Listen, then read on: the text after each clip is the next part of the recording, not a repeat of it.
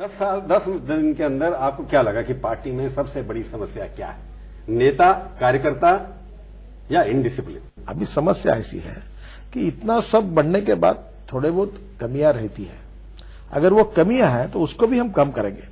और आज वो कमियां इतनी बड़ी नहीं कि हमको मुश्किल है। देखो, मैं आपको एक बात पूछना चाहता हूं, ऐसे कोई पार्टी में हो सकता है कि जो व्यक्ति बहुत छोटा कार्यकर्ता है वो पार्टी का अध्यक्ष है? मैं ना प्रधानमंत्री का बेटा हूं, न मेरे नाना प्रधानमंत्री थे, न मेरी नानी प्रधानमंत्री थी, न मेरा कोई बैकग्राउंड है। मैं एक किसान का, एक मध्यम वर्गीय परिवार का एक छोटा कार्यकर्ता जो बूथ लेवल पर पर्चे बांटने का आपके पास वो इस पार्टी का अध्यक्ष बन सकता है। ये मिरेकल नहीं है। राजनाथ जी भी उसी तरह से आगे आए थे। राजनाथ जी भी किसी नेहरू या गांधी या किसी ऐसे परिवार से नहीं आए थे। राजनाथ जी भी कार्यकर्ता चल करके अध्यक्ष पर आए।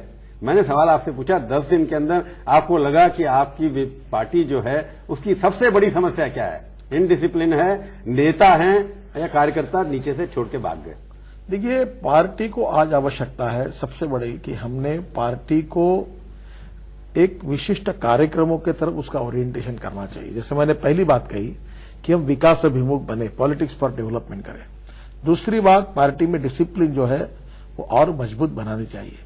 तीसरी बात, जो म्यूचुअल ट्रस्ट है, पारस्परिक विश्वास और समन्वय, वो अच्छा है पर इसमें और वृद्धि करनी चाहिए।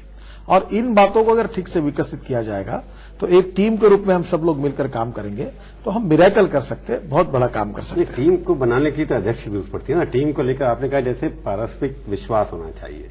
यहां तो जो छपता है अखबारों के अंदर ये लगता है कि एक व्यक्ति पार्टी बचाने के लिए नहीं, दूसरे को मारने के लिए तैयार है। देखिए, मैं आपको एक बात बताऊं, क्या हमारी सबसे बड़ी समस्या क्या है? राजनाथ जी ने एक सेंटेंस कहा था, कभी मैंने छापा भी था, कि जो नेता, रीजनल नेता जिनके पास अपना स्टेट है वो नेता नहीं है, जिनके पास कोई रीजन भी नहीं है वो नेशनल नेता है।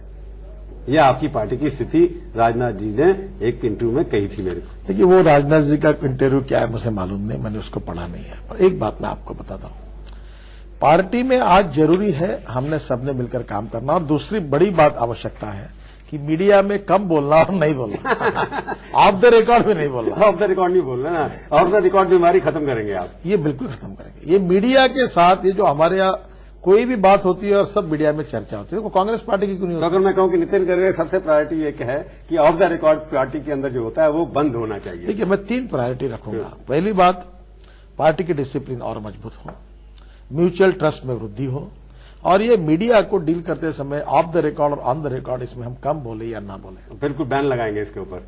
निश्चित रूप से इसमें सुधार करना पड़ेगा।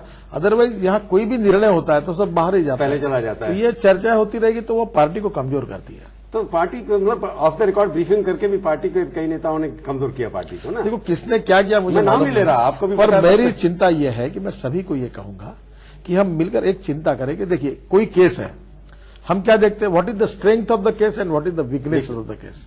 हमारी स्ट्रेंथ बहुत है, अभी भी हम अच्छा काम कर रहे हैं। अगर थोड़ी बहुत कमियां हैं तो उसको समय के साथ सुधार लेंगे।